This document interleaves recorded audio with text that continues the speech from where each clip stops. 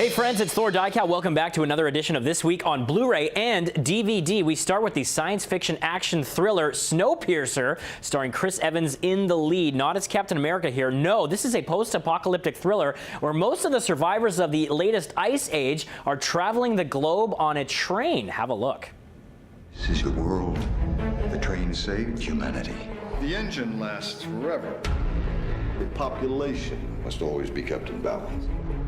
I said sit down.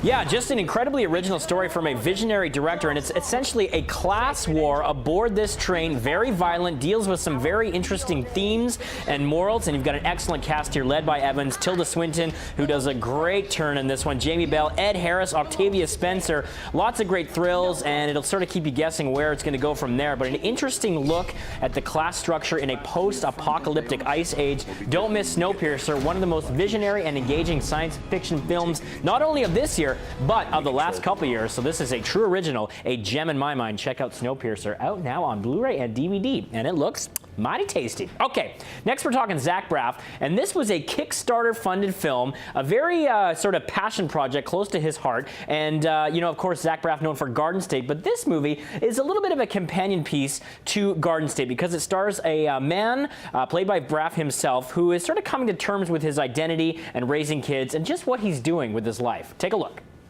Damn it! Swear jar. The swear jar is all the money we have to send you to college, so you should be happy I curse. Well, if you can curse, then we all can curse. Is that what you want? For the next minute only, you can curse. Then Harry Balls.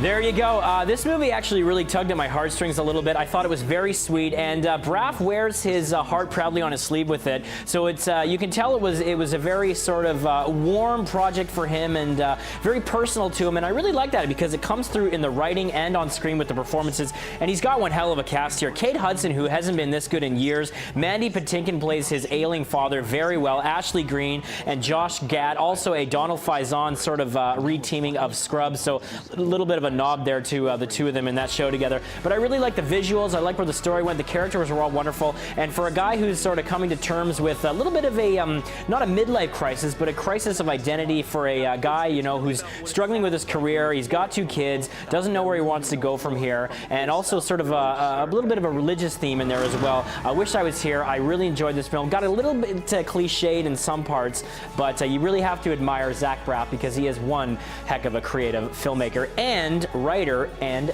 star. So there you go. Wish I was here. Check it out now. Okay, next we're doing a little bit of a musical twist, and this is Begin Again with Mark Ruffalo, who's not turning into the Hulk in this one. He's showing a softer side, and Keira Knightley, and this is from the director of Once, and Keira and her longtime boyfriend, played by Maroon 5's Adam Levine, are college sweethearts, but things get a little bit complicated. Their future gets uncertain when he signs a major record deal. Take a look. I was having a nervous breakdown, and then I heard your song. I want to make records with you. Come on, let's get out of here. You're gonna have to get these beers, though. Yeah, Ruffalo's great in this one. He plays a record label executive with a few problems of his own. He stumbles across Knightley's performance during an East Village sort of show on stage there. Immediately captivated by her raw talent and unique sound, and that leads to a life-changing collaboration. And if you enjoyed John Carney and what he brought to the movie Once, you're going to really enjoy this one because the music speaks so powerfully for the emotions. Adam Levine, not crazy about this guy usually, but he actually does a decent job with this character, and you'll see why once you get into the film. And it's a soul-stirring story about, you know, what happens when lost souls meet and make beautiful music together. Really fresh, really kind of lighthearted, and some great acting here from Ruffalo. And I always enjoy Keira Knightley, and it was nice to see her do something a little bit lighter, and the music is tremendous in this one. All right, we saved the worst for last, and Eric Bana, this guy continues to strike out, and I love the guy, but Deliver Us from Evil was a total fail on every front. It's based apparently on actual events of a New York Police Department officer who teams up with a father to investigate a series of strange occurrences terrorizing the city. Unfortunately, this had all the classic tropes of bad horror all over it, right down to the atmospheric rain, the creepy music that was totally over the top, the jump scares, you know, every kind of scare in the movie you saw coming a mile away, and Joel McHale was brutally miscast as this sort of tough-talking, brawny sort of partner. He didn't fit the role at all well. It's too bad because Bana and Ramirez have some great scenes together, but the movie itself falls apart because of weak writing and just recycling all these horror gags and conventionalities that we've seen time and time again. So nothing new, nothing fresh with Deliver Us from Evil. It's not even worth recommending if you like schlocky horror. I would just go rent another classic instead, just in time for Halloween, because this one is not very good at all. Nearly walked out of the theater in that one.